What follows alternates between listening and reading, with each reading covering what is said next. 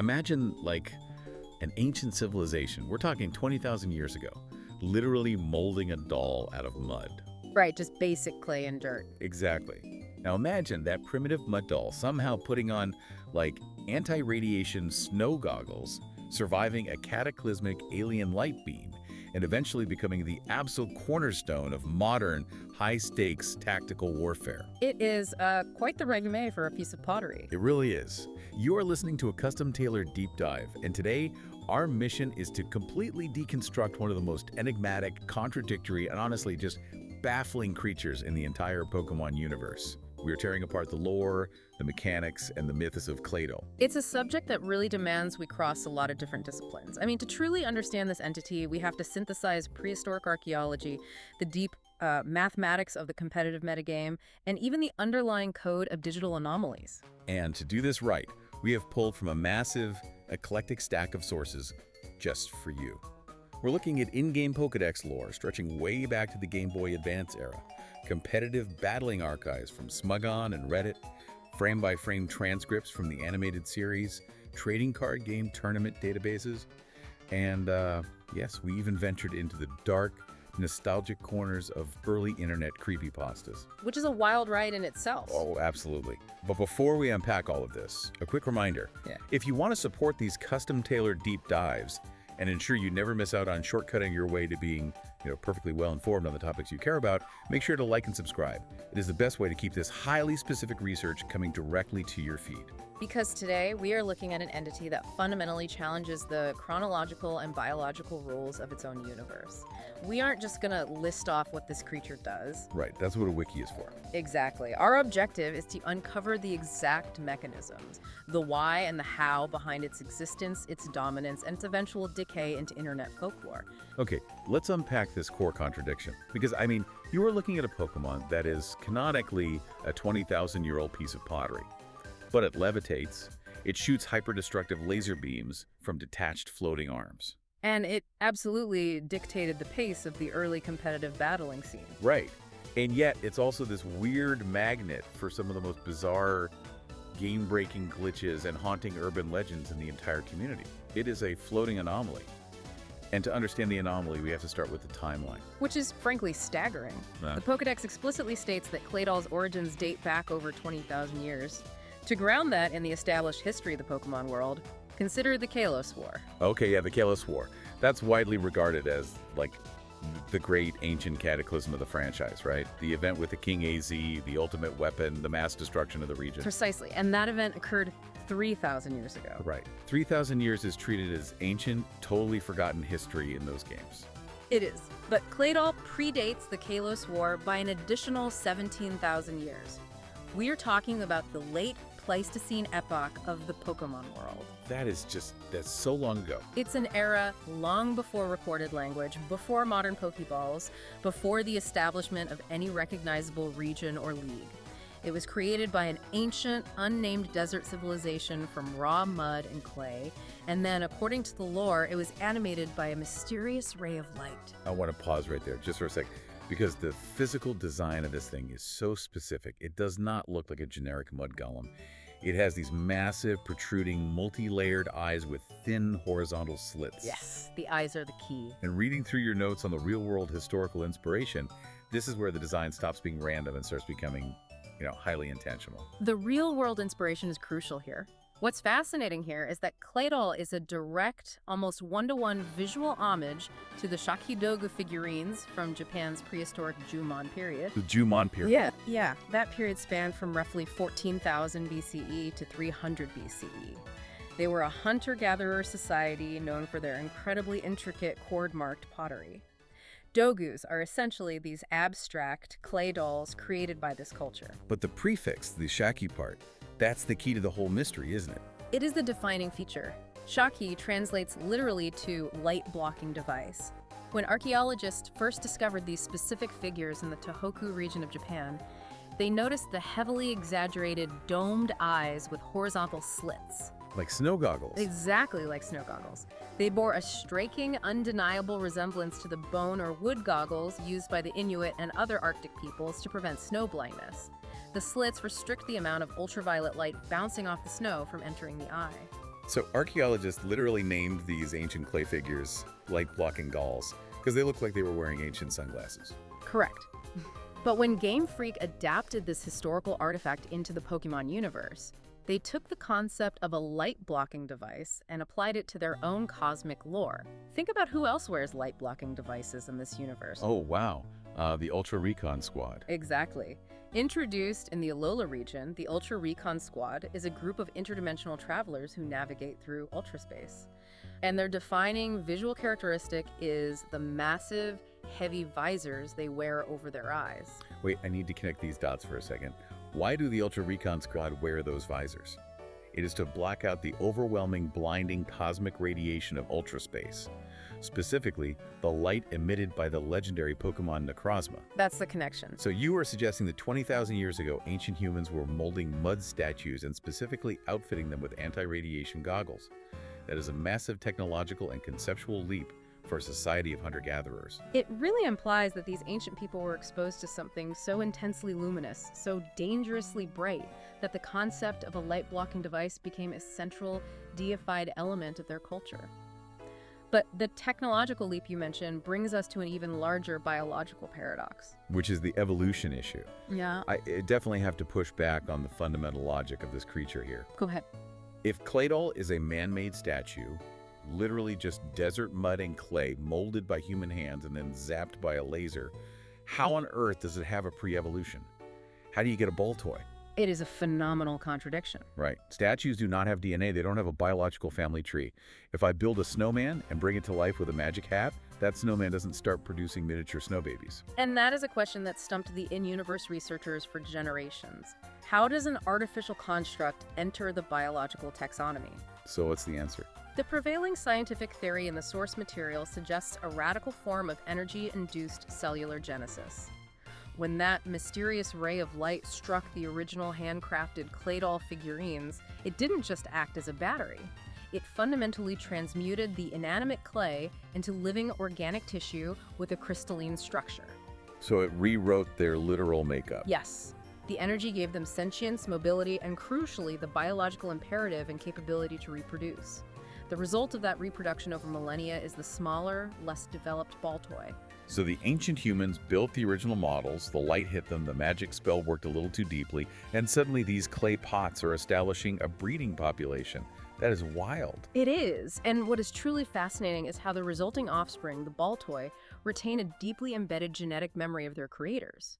There is a documented behavioral aspect of ball toy that supports this profound connection to ancient humanity. I remember reading this in the notes. Biologically, ball toy are known to gather in large numbers, specifically in ancient human graveyards and ruined burial sites. Yep. That is deeply, deeply unsettling. When they congregate in these cemeteries, they seek out others of their kind. Once a group is formed, they begin to spin in place and emit these loud, synchronized, high-pitched cries. Imagine, like, being an archaeologist exploring an unmapped desert ruin.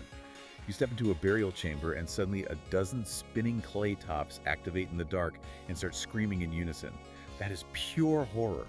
But why do they do it? The ecological consensus is that this is a form of mourning or spiritual tethering. They are drawn to the decaying remnants of the civilization that originally molded their ancestors 20,000 years ago. It is a biological imperative to return to their makers. A mourning ritual programmed into mud. That is incredibly bleak, but it makes the world feel so lived in. But we cannot fully understand their origins without addressing the elephant in the room, or rather the spaceship in the desert. The Ultra Beast connection. Exactly. Because the Ultramoon Pokédex adds a massive puzzle-solving piece of lore. It explicitly states that the ancient people who crafted Claydol did not just dream up the design. They modeled it after, quote, something that descended from the sky. This is where geographical context becomes the key to unlocking the mystery. Historically, players first encountered Baltoy and Claydol in the Hone region, typically in arid ruins or the mysterious Sky Pillar. Right. However, during the focus of the Generation 7 games set in the Alola region, Baltoy and Claydol are found in one highly specific location, the Haina Desert. And for anyone who knows the Alola region map, the Haina Desert is not just a random sandbox. It is the exact canonical location where the Ultra Beast known as Celesteela descends into the Pokemon world through an interdimensional tear called an Ultra Wormhole. The geographical overlap is far too precise to be coincidental. The Haina Desert acts as a historical focal point. The synthesis of these lore entries strongly suggests a specific prehistoric event. Let me guess. 20,000 years ago, ancient Alolans living in or near the Hana Desert witnessed an ultra wormhole open. Exactly. And out of that rift descended Celesteela. Let's paint a picture of this for you listening. If you pull up an image of Celesteela and an image of Claydol side by side, it is like looking at a highly advanced, metallic alien spacecraft next to a primitive cargo cult's rustic, mud-baked interpretation of it. The structural similarities are undeniable once you really look at them. Neither of them has legs. They both navigate by levitating up of the ground. They both feature these massive, floating, completely detached arms that they utilize to funnel and fire devastating beams of energy. And they both share a very distinct, bizarrely proportioned, pointy antenna-like structure on the top of their heads. It is the classic example of a primitive facsimile. The ancient humans saw this towering metallic alien bamboo rocket hybrid. They likely viewed it as a deity or a terrifying cosmic force. And so they tried to copy it. Right. They attempted to recreate its likeness, perhaps as a ward or an idol, using the only crude materials available to them, the mud and clay of the Hana Desert. But crafting a sculpture does not explain sentience. We must return to the catalyst, the mysterious ray of light. Because Celesteela doesn't shoot life-giving light, right? It shoots fire and steel. Correct. But remember the region. In the mythology of Alola, the overarching cosmic entity is the legendary Pokémon Necrozma, known in ancient texts as the Blinding One. Oh! Necrozma's light is canonically documented to possess profound mutating effects on nature, dimensions, and living organisms. It is the fundamental source of Z-power in the region. Are you saying Necrozma was the laser beam? It is the most robust theory the lore supports. The ancient humans witnessed Celesteela, they build the Claydol effigies. Later, Necrozma, a creature literally composed of and sustaining itself on pure light, arrives or passes through the region. Okay, I see where this is going. The overwhelming, mutating cosmic radiation emitted by Necrozma strikes these ancient clay replicas. It does not just animate them. It fundamentally alters their molecular structure, granting them life, psychic abilities, and the capacity to float, mirroring the Ultra Beast they were modeled after. That is literally a prehistoric science fiction epic playing out in the deep background lore of a game about catching monsters. You have a UFO crashing into a desert, a tribal society building mud replicas of it, and then an alien god of light accidentally zapping the pottery into a sentient, breeding species that now haunts human graveyards. It is phenomenal world building. It really is. And what's fascinating is that this bizarre mixture of ancient archaeology and apocalyptic cosmic power isn't just confined to obscure Pokédex text.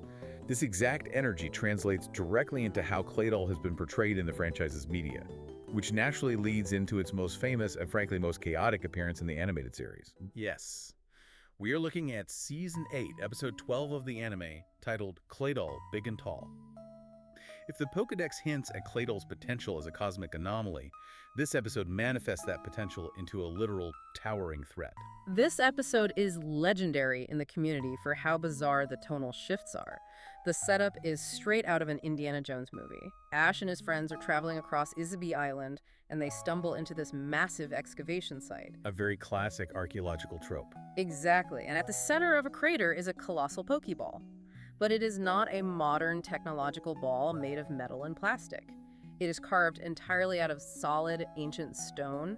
It is essentially a spherical monument. The environment immediately establishes a sense of forgotten history and latent danger.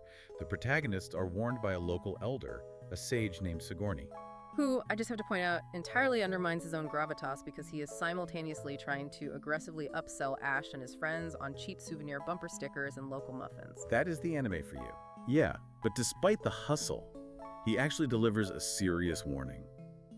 The stone ball contains a great destroyer from ancient times, trapped by his ancestors. It relies on a very traditional narrative framework, ancient generational warnings being blissfully ignored by modern hubris. And in this particular universe, that hubris is almost always represented by Team Rocket. Absolutely. Team Rocket arrives, they see a giant, sealed, ancient stone vault, and their immediate, unquestioned logic is, we need to strap high-yield explosives to this thing, blow it wide open, and steal whatever's inside to give to our boss. A flawless plan.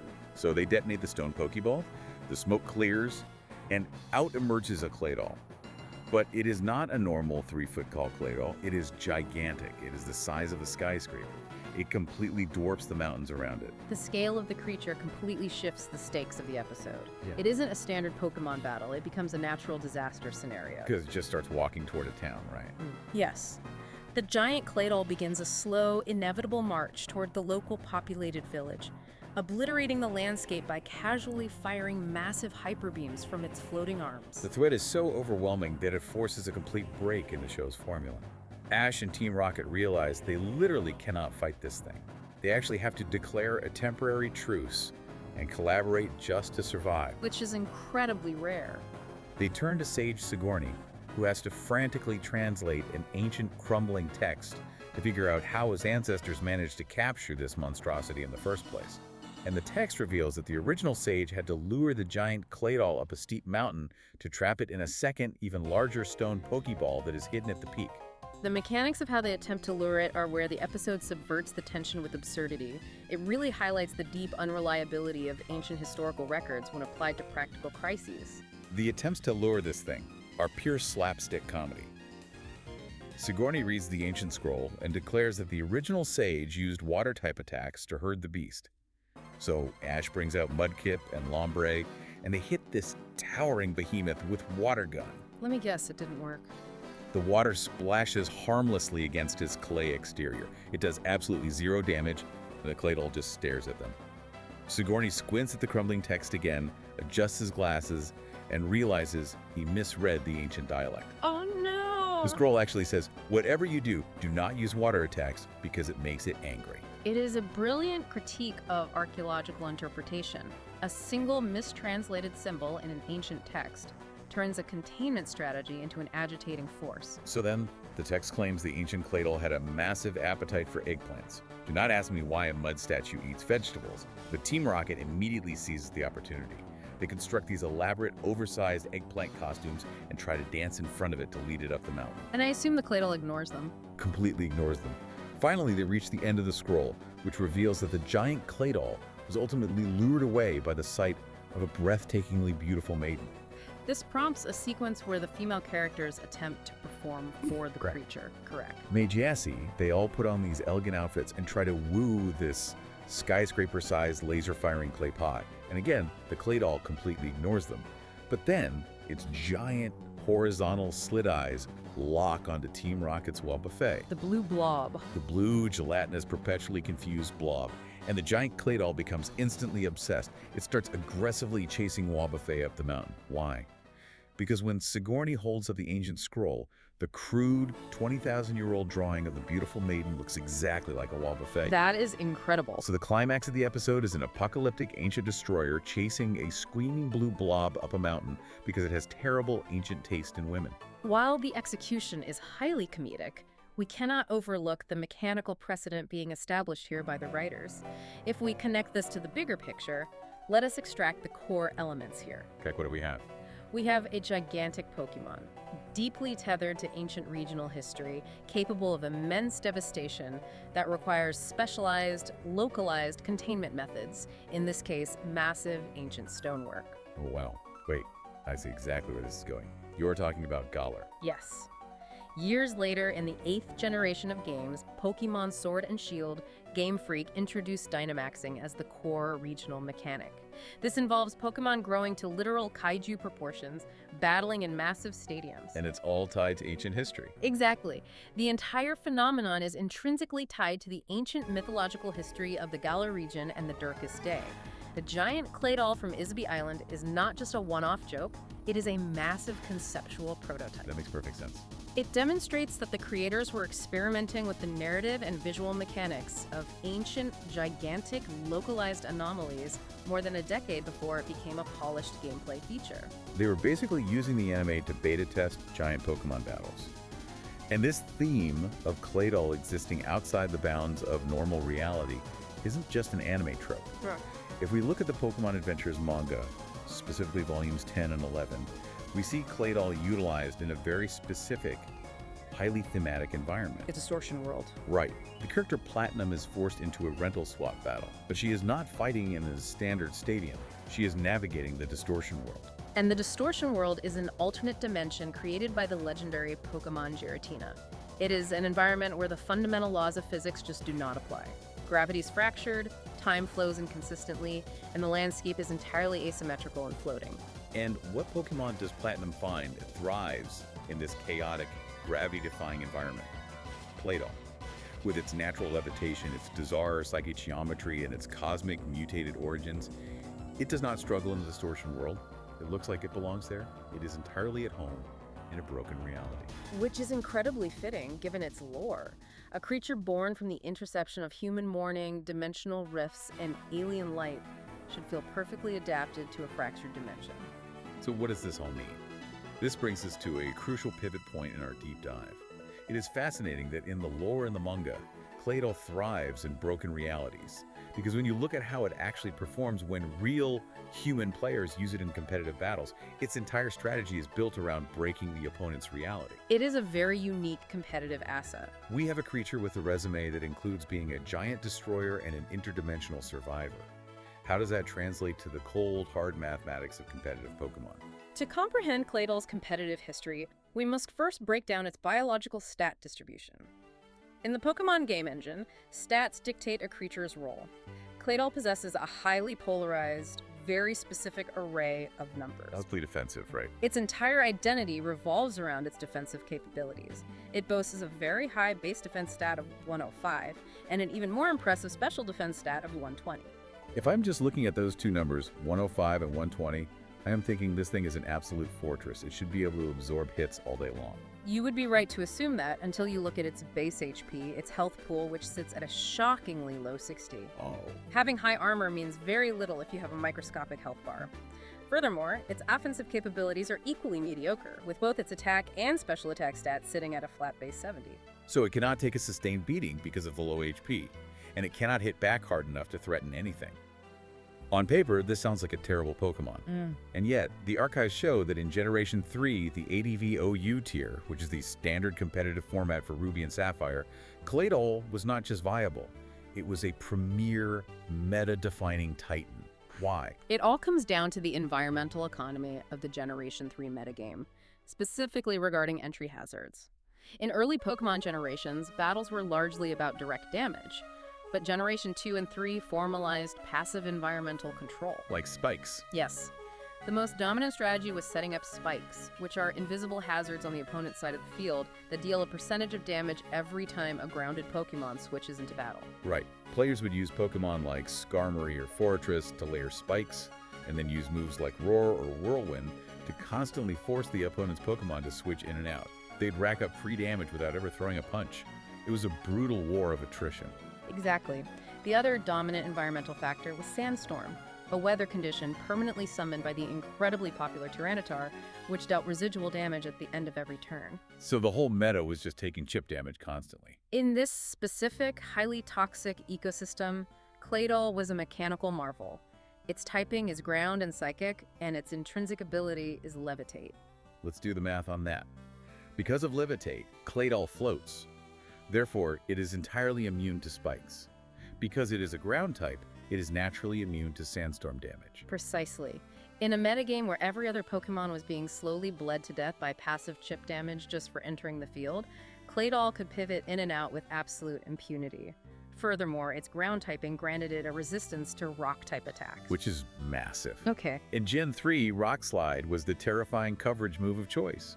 You had monstrous physical attackers like Choice Band Aerodactyl and Dragon Dance Tyranitar spamming Rock Slide to flinch and destroy teams. And Claydol didn't care. Claydol could confidently switch directly into those massive threats, shrug off the resisted hit with its 105 defense, and then execute its primary function. And that function was the move Rapid Spin. Rapid Spin is a low-damage attack that has the secondary effect of clearing away all entry hazards, like spikes, from the user's side of the field. It was the ultimate tactical bomb squad. It was. It floated over the enemy tripwires unharmed, absorbed the physical onslaught of the meta's scariest attackers, and swept the minefield away, resetting the board state for its team. But I have to ask about causality here. Once the bomb squad defuses the minefield, what does it do? With that pathetic base 70 attack, Claydol isn't exactly going to sweep the opponent's team. If it just sits there after spinning, the opponent can just bring in a set of sweeper, use a move like Swords Dance for free, and win the game. How did Claydol prevent itself from becoming setup fodder? It utilized a strategy of ultimate sacrifice. It used the move Explosion. And to understand why this was effective, we must understand the mechanics of Explosion in older generations. Because it changed, right? Today, Explosion is just a strong move where the user faints. But in Generation 3, Explosion had a hidden mechanical property. During the damage calculation phase, it literally halved the opponent's defense stat. Wait, I want to make sure I understand that. It didn't just have a massive base power of 250. The game's code actually took the opponent's armor, slashed it in half, and then applied that 250 base power. Correct. It resulted in an astronomically high damage output, effectively making it a base 500 power move. Yeah. It was absurdly lethal, capable of instantly knocking out almost anything that didn't resist it. So the overarching strategy was float in safely, sweep away the hazards to protect your team, and the second you were done, or the second the opponent brings in a dangerous threat to set up, you detonate. Yes. You sacrifice your own Claydol to instantly vaporize the opponent's momentum. Yeah. It is ruthless. You get exactly what you need out of the Pokemon, and then you deny the opponent any opportunity to exploit its low offensive stats. Yeah. It is brilliant game design. It was a perfect storm of typing, ability, and move pool aligning with the exact needs of that specific historical era. But as time marched on, the ecosystem evolved, and Claydol failed to adapt. I look at modern competitive forums today, and Claydol has plummeted. It went from the king of Gen 3 to being openly labeled a noob trap by modern players. What broke the bomb squad? Did Game Freak nerf its stats? Its stats remained untouched. Claydol was the victim of systemic power creep, introduced primarily in Generation 4 with a single move, Stealth Rock. Ah, the ultimate hazard. Unlike Spikes, which require a Pokemon to be physically touching the ground to take damage, Stealth Rock consists of jagged stones floating in the airspace. It hits absolutely everything that enters the field, regardless of whether they have the Levitate ability or are flying type. That immediately ruins the magic trick. Suddenly, Levitate doesn't protect Claydol from the most common hazard in the game. And with that microscopic base 60 HP, taking Stealth Rock damage every single time it tries to switch in to do its job is going to wear it down incredibly fast. Especially because Claydol has zero reliable recovery. It cannot learn moves like Roost or Recover to heal itself. Compounding this issue was a major shift in utility attacks. As generations progressed, the moves Knock Off and U-Turn became ubiquitous on almost every competitive team. They are everywhere. Knock Off removes the target's held item, which Claydol desperately relies on, typically leftovers, to gain tiny amounts of passive healing. U-Turn is an attack that allows the user to deal damage and immediately switch to a teammate in the same turn, generating massive momentum. And both Knockoff, which is Dark type, and U-Turn, which is Bug type, deal super effective damage against Claydol's Psychic typing. Exactly. You have a defensive Pokemon whose entire job requires switching in safely, and the modern game punishes it for doing so by hitting its weak spots while simultaneously stealing its item and giving the opponent a free switch. Reading through the Smogon archive sources, there is a recurring comparison that players make to explain Claydol's fall from grace. They constantly compare it to Donphan. Okay, why Donphan? Donphan is another ground type from the same era, also used primarily to use rapid spin and clear hazards. But Donphan still sees play in various tiers, while Claydol is abandoned. Why did the elephant survive while the mud doll died? It fundamentally comes down to the concept of passivity as a liability. As we established, Claydol has 60 HP and 70 attack. It is passive. Donphan, conversely, has a very solid base 90 HP, making it naturally bulkier across the board. But the critical difference is Donphan's massive base 120 attack stat. Oh wow, so when Donphan is on the field, it is not just a janitor, it is a legitimate threat. Precisely. You have to respect Donphan's damage output. It can use a devastating earthquake. Furthermore, Donphan has access to Ice Shard, an attack that always goes first regardless of the user's speed stat. That changes everything. This priority move allows Donphan to pick off faster, weakened threats like dragon types. Donphan commands respect. Claydol, sitting there with its 70 attack, invites the opponent to aggressively bring in their strongest setup Pokemon, knowing Claydol cannot punish them for doing so. If you aren't a threat, you are just a stepping stone for the opponent. But here's where it gets really interesting. Competitive Pokemon players are nothing if not incredibly stubborn. That is an understatement. When a beloved Pokemon falls out of favor, the dedicated fans retreat to the lab and invent some hyper-specific, absolute mad scientist niche strategies to try and drag them back to viability. And Claydol has inspired some wild tactical workarounds. Let's break down the Iron Defense plus Body Press set. This strategy is a fascinating adaptation to modern game mechanics. In Generation 8, a new fighting-type attack called Body Press was introduced.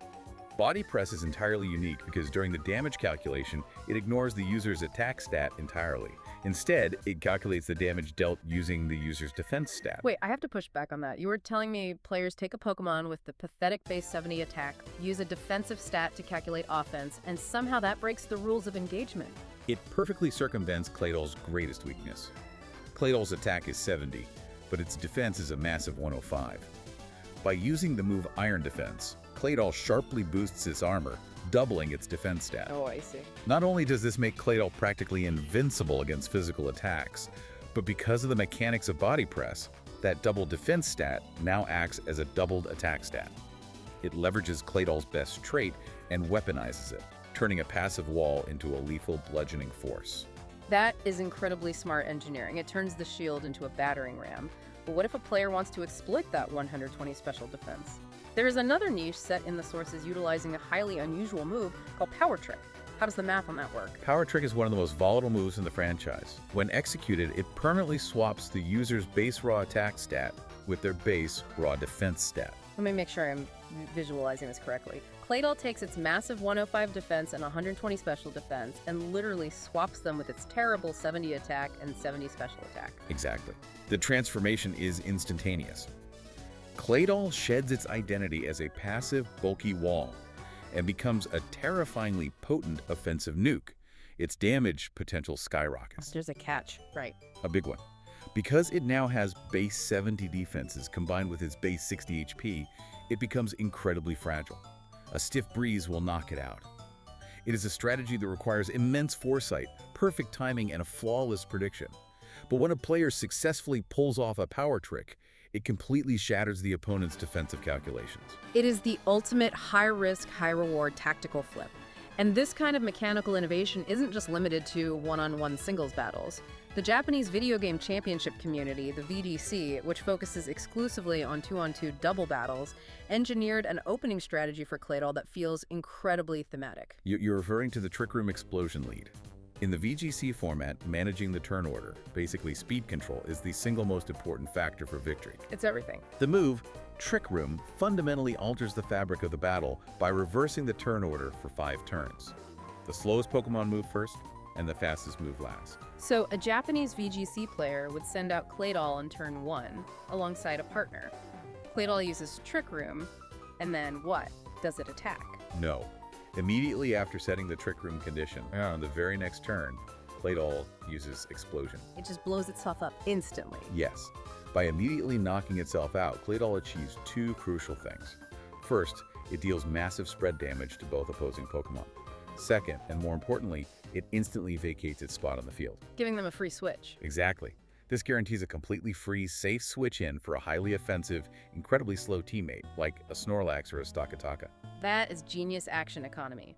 If you manually switch a Pokemon out, the incoming Pokemon has to take whatever attack the opponent threw that turn. By exploding, Claydol sacrifices itself to generate overwhelming, immediate momentum, ensuring the heavy hitter gets onto the field safely and gets to move first under Trick Room. It is the Gen 3 Bomb Squad strategy, reborn in a new dimension. And we see Claydol's mathematical eccentricities translating into other game environments as well. For example, the stat conversion formulas used in the mobile game Pokémon Go highlight just how extreme Claydol's bulk can be. The sources outline a scenario where a player attempted a Tier 3 solo raid against a Claydol in Pokémon Go. Specifically, a Claydol running the Confusion and Earthquake moveset. And raids are timed, right? Yes, in Pokémon Go, raids are battles against the clock. And this player reported that it was one of the most insanely difficult challenges in the game. Not because Claydol was hitting incredibly hard, but because it was absorbing damage like a black hole. Because of those defense stats. It's 105 defense and 120 special defense, translated into a raid boss that just refused to lose health. The player literally had to assemble a team of mathematically perfect, max-out legendary counters, specifically Kyogre and Mewtwo, and execute perfect dodges against every earthquake, just to defeat the Claydol with a fraction of a second left on the timer. It serves as a perfect demonstration of how a polarized stat distribution manifests across entirely different game engines. And speaking of different game engines, this brings us to a critical realization. Which is? When you have a creature whose entire mechanical identity is built around weirdness, swapping its stats, reversing gravity with Trick Room, exploding to manipulate action economy, and levitating over hazards, it is almost guaranteed to stress the underlying code of whatever game it is in. Which perfectly sets up my favorite section of this deep dive: the glitches, the bugs, and the digital anomalies. Because Claydol seems to break reality both in the lore and in the actual programming. Let's start with the panic of Generation 5. The Generation 5 Earth Power incident is a fascinating case study in how mechanical adjustments can trigger community-wide paranoia. When Pokémon Black and White were released, players were naturally catching wild Claydol in the late-game areas, typically around level 48. And any good competitive player knows that Claydol's best ground-type attack is a move called Earth Power. So they take their newly caught level 48 Claydol to the Move Reminder NPC. The guy who teaches forgotten moves. Right. The Move Reminder is a character who, in exchange for an item, will teach a Pokemon any move it naturally learns by leveling up that it might have forgotten. But when players opened the menu, Earth Power was missing. It wasn't on the list. This resulted in a flood of forum posts. Players were absolutely convinced their game cartridges were corrupted or that they had somehow caught bugged, glitched Pokemon that the game couldn't read properly. But it wasn't a glitch at all, was it? No, it was a failure to understand a fundamental change Game Freak made to the progression code. In Generation 5, the developers adjusted Claydol's level up move pool. They moved the point at which it learns Earth Power from level 40 up to level 59. Let me break down the logic of that code. The Move Reminder NPC is programmed with a strict parameter. It only allows a Pokemon to relearn a move it previously had access to at a lower level. So if you catch a Claydol at level 48, the code looks at its history and says, this Pokemon hasn't reached level 59 yet. Therefore, it has never known Earth Power. You literally cannot relearn what you haven't yet learned. Exactly. It was functioning perfectly as programmed. Players simply needed to level the Claydol up 11 more times. But because Claydol was already associated with strange mechanics, the community's immediate default assumption was that the code was broken. They just assumed it was a glitch. Yes. However, there are verified instances where Claydol's implementation does highlight actual coding flaws, particularly in the realm of fan-made game development. This brings us to the Pokemon Unbound ROM hack. Unbound is famous for being incredibly polished, but it has this one notorious stealth sequence. The player has to navigate through an ancient ruin, sneaking past these stationary Claydol that act as psychic security cameras. And if you get caught? If a Claydol spots you, you get teleported back to the start. Players were losing their minds. They were spending 30 minutes getting caught over and over again, going to Reddit and begging for walkthrough walls cheat codes just to bypass the sequence. The tension of the stealth puzzle was incredibly high until the community's data miners looked at the pathing and vision algorithms the developers had written for the NPC Claydol. They discovered a fundamental mathematical flaw in the detection cone geometry. Explain how that geometry works in a top-down 2D game. In a 2D environment, movement and vision are dictated by a Cartesian grid, essentially a giant checkerboard of X and Y coordinates. The developers programmed the Claydol's vision using raycasting lines that extended strictly linearly, directly up, directly down, directly left, or directly right. Oh, I see it. They entirely failed to program diagonal vectors into the detection matrix. So the game is checking the squares directly in front of the statue, but it isn't checking the corners. Meaning, if a player approaches a Claydol and simply taps the directional pad to take one single diagonal step forward into the side, they completely slip between the lines of code. Yes. The player completely bypasses this security vision. You have these ancient, all-seeing, multi-eyed psychic sentinels, and the player can just shimmy right past their face at a 45-degree angle, while the Claydol stares blankly ahead, mathematically blind to their existence. It completely shatters the mechanical tension of the puzzle once you understand the math flaw. It is hilarious. You outsmart a 20,000-year-old psychic entity using basic geometry. It really is. But it is not just fan-made ROM hacks that struggle to process Claydol. The official Pokemon Trading Card Game Live digital client has a long documented history of Claydol-induced logic errors. Programming a digital card game engine is exceptionally difficult because cards constantly interact, overlap, and interrupt each other's effects. Claydol's unique, highly specific card effects frequently cause these sequence resolution tracking issues. Give me an example. A prominent example was the bug involving Claydol's Devolution Ray attack, interacting with an item card called Punk Helmet. Okay, let's slow down and trace the logic of this bug. What is supposed to happen? Devolution Ray is an attack that forces the opponent's active Pokémon to devolve, meaning it returns to its previous evolutionary stage, and then it deals damage.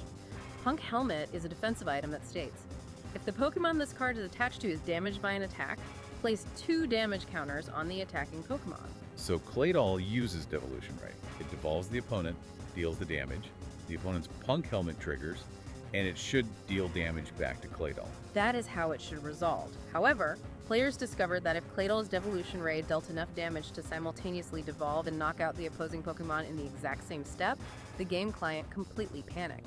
It couldn't handle all the triggers. Right. The simultaneous triggers the Pokémon returning to a previous stage, the Pokémon's HP hitting 0, and the item attempting to trigger scrambled the sequence resolution order. What did the game do? The client would process the knockout, remove the opposing Pokémon and the Punk Helmet from the board, and entirely fail to assign the recoil damage to Claydol. The code essentially forgot the item was there because the target devolved and died simultaneously. That is a legitimate, complex logic failure. The code literally trips over itself. But reading your notes on the Excalibur bug, I have to laugh because I am putting bug in heavy air quotes here. Ah, yes. The reading comprehension bug. Players were flooding the official feedback forums, furiously demanding a patch because they claimed the game was broken. Yeah, they were trying to use a card called Excalibur, which has an ability that lets you attach unlimited energy cards from your hand to your Pokémon to power up their Claydol. And the game client just kept giving them an error buzzer. This highlights a completely different kind of failure. Human reading comprehension. In digital card games, players often rely on muscle memory and visual shorthand. They see a card that accelerates energy, and they immediately try to execute their combo. But they skipped a crucial sentence. Yes. If you actually read the text printed on Excalibur, the ability explicitly states that you may attach basic water energy to your water-type Pokémon. And last I checked, a floating mud doll from the desert is not a water type. People were just skimming the text, attempting to execute an illegal, rule-breaking move, and then aggressively blaming the game engine when the code correctly blocked them. They thought Claydol broke the game, but really they just didn't read. Exactly. But if we were talking about text errors and data overlaps, we have to discuss the most visually absurd glitch in the entire source stack, the Wikipedia and Smuggin database parsing error. When community websites maintain massive databases of thousands of Pokémon, they use automated scripts to scrape and parse data, moves, stats, physical descriptions. Occasionally, these scripts experience a juxtaposition error. A code bleep. Yes. A line of code misses a delimiter, and data fields from one ID tag accidentally bleed over and overwrite the fields of a completely different ID tag. And somehow, Claydol's competitive biography file accidentally absorbed the physical lore descriptions of 2 entirely different Pokémon. Blaziken, the giant martial arts fire chicken, and Swampert, the massive aquatic mudfish. It was a spectacular error. So, for a significant period of time, if a player looked up Claydol to see how to use it in battle, the official database seriously claimed that Claydol, a levitating clay pot with no legs, possessed highly developed leg muscles that allowed it to effortlessly leap over 30-story buildings. The biological contradictions only compound from there. Oh, it gets worse. The file went on to claim that this legless pot could blow intense, scorching fire directly from its wrists, which it doesn't have, and that the pointy fin on the top of its head acted as a highly sensitive radar, capable of sensing subtle ocean currents to help it lift massive underwater boulders. From an anatomical and ecological perspective, the database generated a completely nonsensical chimera. I'm just trying to visualize this. Imagine you are walking down the street, and a clay pot wearing snow goggles squats down on invisible legs, leaps 30 stories straight up into the air, blows a massive flamethrower out of its floating arms, and uses its antenna to radar ping a boulder at the bottom of the ocean. It is terrifying. It is the most terrifying, chaotic, mental image imaginable. It makes that giant anime Claydol we talked about look perfectly normal. While humorous, these data overlaps and coding errors strongly reinforce a meta-narrative. Claydol, by its very thematic nature as a dimensionally displaced ancient anomaly, seems to naturally attract glitches. It exists on the frayed edges of the game's stability. It really does. And this was perhaps most viscerally demonstrated during the launch of the Generation 8 remakes, Pokémon Brilliant Diamond and Shining Pearl. Those games were notoriously buggy at launch. and Claydol was right in the epicenter of the chaos. Players exploring the Grand Underground, a massive subterranean network, reported severe engine instability whenever Claydol was rendered on screen. The collision detection and user interface rendering struggled to process its specific levitation animations within those cavern environments. Players would encounter a Claydol, and the UI nameplates would violently detach and start jittering across the screen. When they threw a Pokeball to catch it, the physics engine would break, causing the ball to visually spaz out, rotating rapidly on a bizarre axis for several frames before the capture registered. It broke the physical boundaries of the game, too. Yes. Players reported that trying to walk past a Claydol in the overworld would frequently cause their character model to completely clip through the solid rock walls of the cavern, dropping them into the void outside the map. While those systemic engine issues affected multiple assets in the game, the fact that they manifested so violently around Claydol aesthetically aligns perfectly with its lore. An ancient, cosmic entity causing the reality of the game engine itself to stutter, clip, and tear. It fits perfectly.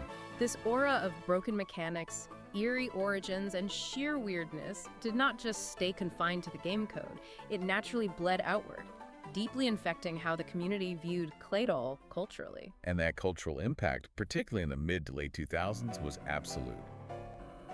To understand Claydol's legacy, we have to look at the physical trading card game. Specifically, we have to analyze a piece of cardboard released in the Great Encounters expansion, card number 15. The Cosmic Power Claydol.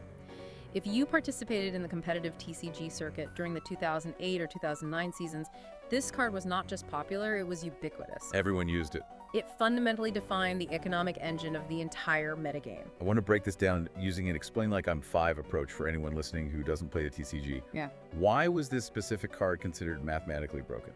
To understand why Cosmic Power broke the game, you have to realize that card games are essentially economies of resources. Your hand of cards is your currency. In most games, if you have a handful of cards you cannot use right now, you are facing a dead turn. You stall and you lose. Just sit there. Right. And the game rules strictly limit how many new cards you can draw, usually restricting you to one powerful supporter card per turn to refill your hand. Enter Claydol. Claydol possessed a built-in ability, a Poképower called Cosmic Power. Once during your turn, without using up your vital supporter play, Cosmic Power allowed you to choose up to 2 cards from your hand, place them on the very bottom of your deck in any order, and then immediately draw cards from the top until you had exactly 6 cards in your hand. Let's apply your economic analogy. Claydol acted as a completely free, untaxed offshore bank account. Yes. You take the assets you do not need right now, say an evolution card for a Pokemon you haven't played yet, and instead of discarding it or being stuck with it, you safely hide it at the bottom of your deck where your opponent cannot interact with it. And in exchange, the bank instantly hands you a fresh stack of usable cash, refilling your hand to 6 every single turn. the consistency it provided was unparalleled. It eliminated the concept of a dead hand. And crucially, it required almost zero investment to set up. Claydol is a Stage 1 Pokemon, meaning it only requires one evolution from Baltoy. You didn't even need energy. No, it didn't need energy cards attached to it to use this power. It simply sat safely on your bench, far away from the active combat zone, quietly and infinitely fueling your entire strategy. Players would pair it with heavy hitters like Galad and Gardevoir, knowing Claydol would always draw the exact resources they needed to attack. It was a literal economic cheat code. It was so universally utilized, so iconic to the history of the game's mechanics, that over a decade later, the Pokemon Company officially selected it for a prestigious reprint in the Celebrations Classic Collection. It achieved absolute Hall of Fame status. It represents the zenith of Claydol's mechanical dominance.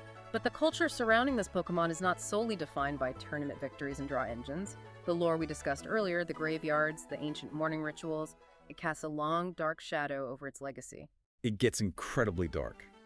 But before we dive into the deep end of the horror pool, there is a physical artifact from the franchise's history that perfectly, almost accidentally, sets the stage for it. Back during the Gold and Silver era, around the year 2000, Hasbro produced an official piece of licensed merchandise. A vintage board game called Pokémon Sorry. It was a simple reskin of the classic family board game Sorry, incorporating Pokemon types and specific movement rules dictated by drawing cards. Right. It was harmless merchandise. But the fact that an official Pokemon product is literally a game centered around the word sorry ties in terrifyingly well with the final, darkest piece of source material we are unpacking today, the infamous Sorry Creepypasta. For context, creepypastas are internet-generated horror stories and urban legends. In the early days of the Pokemon fandom, these stories were incredibly prevalent. They were everywhere. They frequently preyed on the player's nostalgia, exploiting the inherent eeriness, isolation, and low-fidelity audio of the early 8-bit and 16-bit games to create digital ghost stories. And this particular story is a masterclass in psychological tension. I want to walk you through it. The story claims a player booted up an old acquired ROM file of Pokemon Emerald. Initially, the game plays normally. The player progresses through the region until they reach the coastal area of Lily Coast City. And that's where the anomaly appears. Yes. Standing randomly on the beach, staring out at the water, is an undocumented NPC, a last sprite that is not supposed to be there. When the player interacts with her, a text box opens, but she doesn't give a normal line of dialogue about battling or the weather. The text box slowly scrolls, and she just repeats the word, sorry. Please, I'm sorry, I can't save you, sorry. The narrative structure of the creepypasta then shifts from anomaly to an active investigation. The game subtly directs the player to follow a series of cryptic, breadcrumb clues that eventually lead them away from the city and toward a specific location. Route 122, the water channel leading to Mempire. For those who haven't played the home games, Mount Pyre is a massive, multi-floor tower rising out of the ocean. It serves as the region's official Pokemon cemetery. The interior floors are lined row after row with literal gravestones. It's already a morbid location. So the player in the story enters Mount Pyre, and immediately the atmosphere is wrong.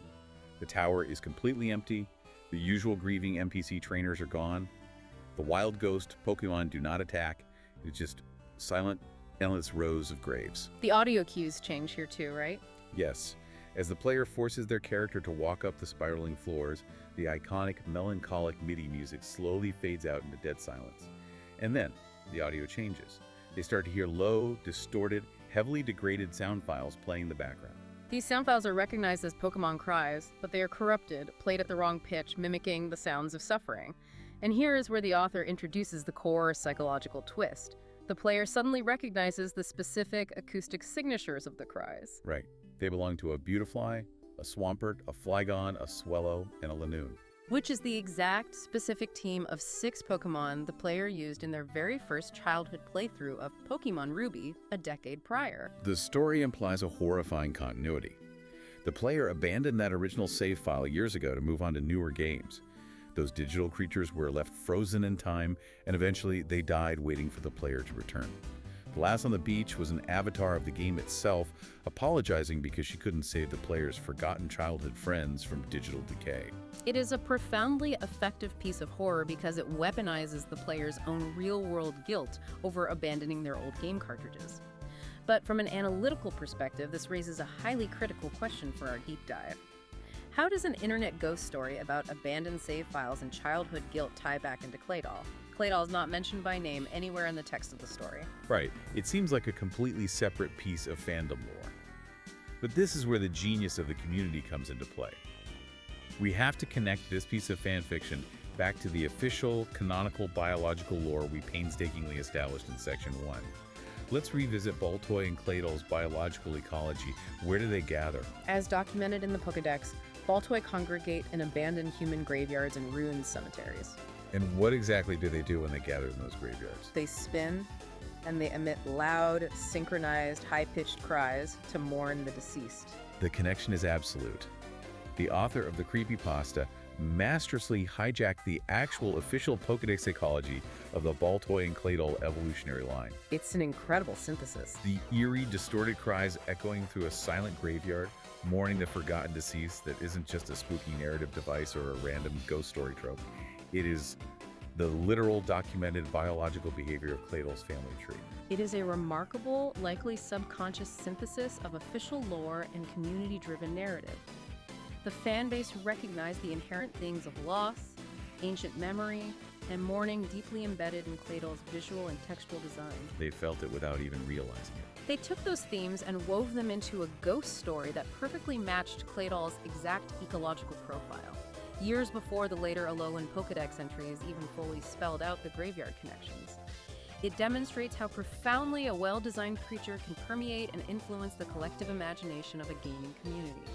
It elevates Claydol from a mere collection of pixels and competitive stats into a genuine cultural monument within the fandom's history. Okay, let's take a deep breath and look back at the incredible, chaotic journey we have just navigated together. We started with a concept that just shouldn't make sense. A 20,000-year-old Jumban period clay figure, inspired by an alien spaceship, animated into a breeding biological species by the mutating light of a cosmic deity. We watched that lore manifest on screen as a skyscraper-sized, eggplant-hating ancient destroyer.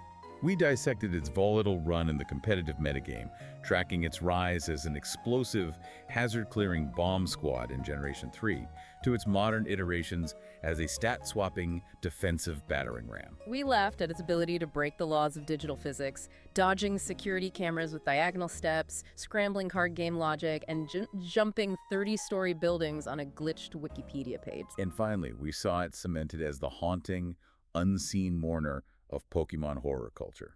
It is a phenomenally complex character arc for a creature fundamentally composed of mud.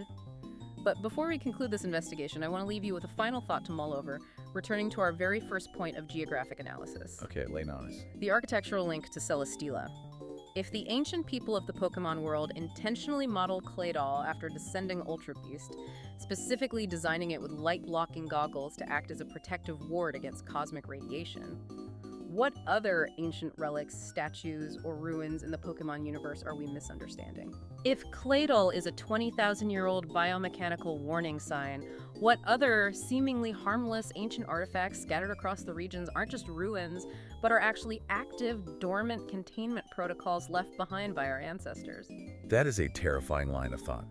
Are the unknown just an alphabet, or are they a warning label? Are the Regis just ancient golems, or are they biological padlocks for something much worse? There is always so much more hidden just beneath the surface if you know where to dig. Thank you so much for joining us on this incredibly deep dive. If you enjoyed hacking through the archaeological lore, the competitive math, and the broken code with us, please hit that like button and subscribe so you don't miss our next deep dive. Until next time, keep questioning the mechanics, keep looking for the hidden connections, and most importantly, stay curious.